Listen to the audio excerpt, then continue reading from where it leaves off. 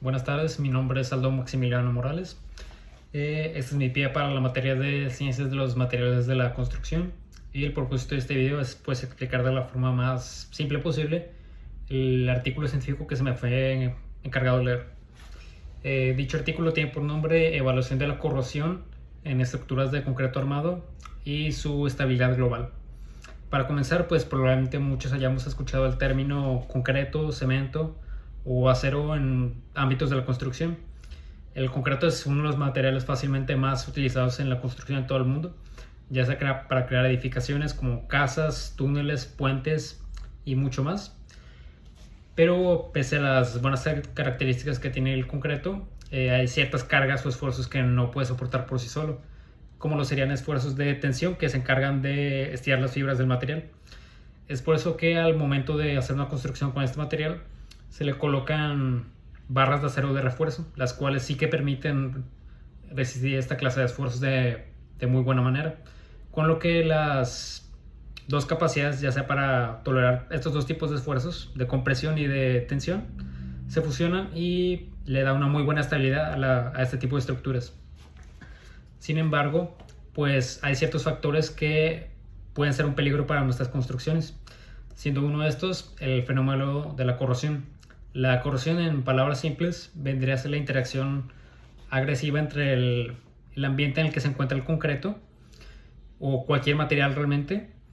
ya sea por acciones químicas, y la cual termina por formar una especie de capa de óxido sobre el material, la cual conforme va pasando el tiempo va creciendo y aumentando su volumen, que en el caso de pues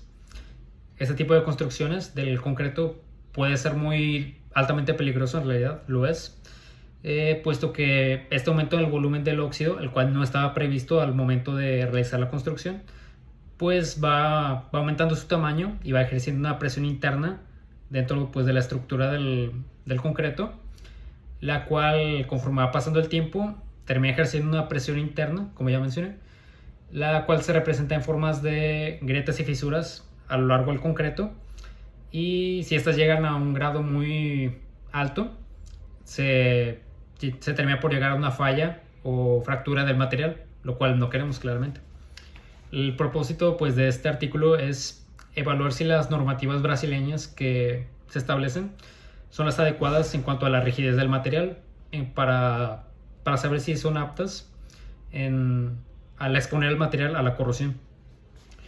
Para empezar, pues se exponen las condiciones a las que se realizó el experimento en el artículo, tales como lo son pues los distintos tipos de cemento que se utilizaron con distintas clases de resistencia, los módulos de elasticidad, que vendrían a ser pues la medida de qué tanta rigidez tiene el material a doblarse o a estirarse, básicamente, las esfuerzos de tensión, entre otras más. Luego de esto, pues, en los resultados, otra de las características de este ensayo fue que se realizó utilizando un software que empleaba modelos matemáticos para así simular las condiciones reales de una estructura que está expuesta al fenómeno de la corrosión en el aire, y pues así medir su progresión y los daños que sufría a lo largo del tiempo. Como ya dije, pues se simulaban estas condiciones. Luego, en el apartado de resultados se exponen pues las conclusiones a las que se llegaron, o las diferencias que hubo antes y después de realizar el ensayo, como lo son pues el desplazamiento radial dentro de la estructura del concreto y también la pérdida de masa del acero de refuerzo, ya que otra de las consecuencias de la corrosión es que comienza a consumir la parte de la masa del acero. Y de igual manera pues se mostraron varias gráficas y figuras en las cuales se representaban los daños que iba sufriendo el concreto a lo largo del tiempo,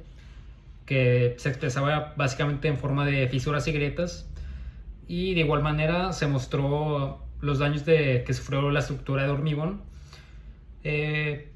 ya sea por los esfuerzos de tracción que se le aplicaron, que debido a que la estructura ya no está más protegida por el acero de refuerzo, ahora se vuelve altamente vulnerable a estos esfuerzos que tratan de estirar la estructura. con lo cual pues acaba perdiendo gran parte de su resistencia y se vuelve muy vulnerable a básicamente cualquier otra carga como puede ser el viento. Por último, pues en las conclusiones se determinó que las normativas brasileñas que se utilizan para esta clase de ensayos, para estos materiales, son adecuadas en cuanto a la rigidez que se propuso para estos materiales, aunque igualmente hay otras variables que conviene considerar, como su coeficiente. Y pues eso sería básicamente todo. Muchas gracias.